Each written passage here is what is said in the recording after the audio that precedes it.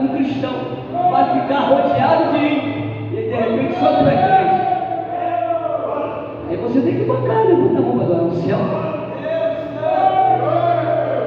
Quando você ora, cai fora, levanta a mão e diga glória. Porque é melhor cair fora do que desviar, levanta a mão e diga glória. Já viu?